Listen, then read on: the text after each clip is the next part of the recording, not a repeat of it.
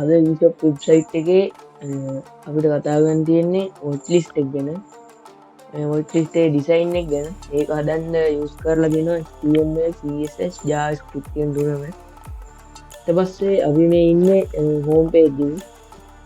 අපේ මෙතන drop down එකේ තියෙනවා අපේ වොච් ලිස්ට් කියලා.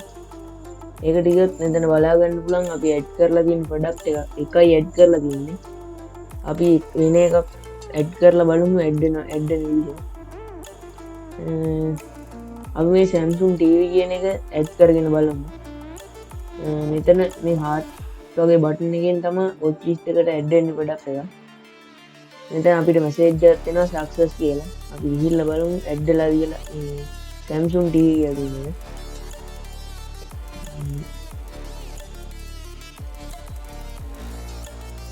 මෙතන අපිට බලා ගන්න පුළුවන් Samsung TV කියන එක ඇඩ් වෙලා තියෙනවා දෙන්නේ. මෙතන කාඩ් එකක් වගේ තමයි ඇඩ් වෙලා තියෙන කාඩ් එකක් වගේ.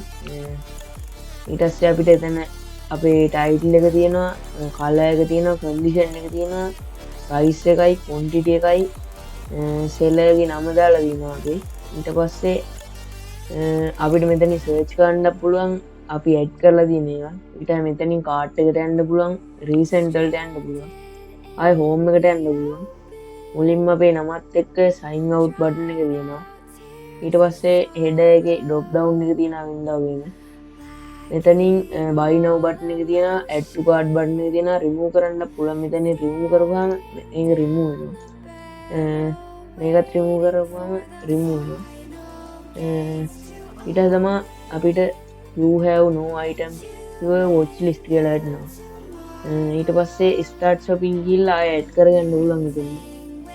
ඊට පස්සේ අන්තිමට page එකේ යටම footer එක තියෙනවා. අපි කෝඩ් එකට ගිහිල්ලා බලමු මේකේ ඩිසයින් එක කොහොමද හදලා තියෙන්නේ කියලා.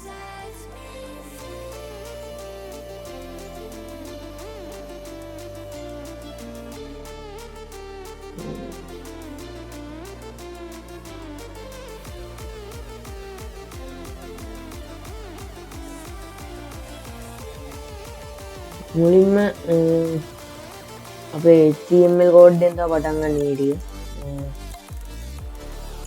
මුලින්ම ටයිටල් එක දීලා දෙනවා watch list eShop කියලා. ඊට පස්සේ bootstrap link කරලා දෙනවා, CDN link කරලා දෙනවා, style.css link කරලා දෙනවා. ඊට පස්සේ icon එක link කරලා දෙනවා මෙතන resources file එකකින් log එක දාලා. ඊට පස්සේ එතන include කරලා දෙනවා connection file එකයි header එකයි. header.php ෆයිල් එකයි connection.php ෆයිල් එක කියන්නේ database එකේ ෆයිල් එක. ඊට පස්සේ අපේ session එක start කරලා තියෙනවා. ඊට පස්සේ watch list කියලා label එක තියෙනවා. මෙතන search button එක තියෙනවා, search bar එක මුලින්ම. ඊට පස්සේ home එකට යන්න link කරලා තියෙනවා මෙතන. ඊට පස්සේ watch list එක තියෙනවා, my watch list තියෙනවා, my cart තියෙනවා, recent කියලා ඒවට link කරලා තියෙන්නේ. මෙතන cart එකටයි home එකටයි. ඊට පස්සේ මෙතනින් watch list වලින් database එකෙන් search කරනවා අපි add කරලා තිබ්බ product එක. මෙතන database එකෙන් search කරලා ගන්නවා product එකයි, product image ටිකයි, user ගේ email එකයි, color එකයි, ඔක්කොම ටික data ටික මෙතනින් database එකෙන් search කරලා ගන්නවා.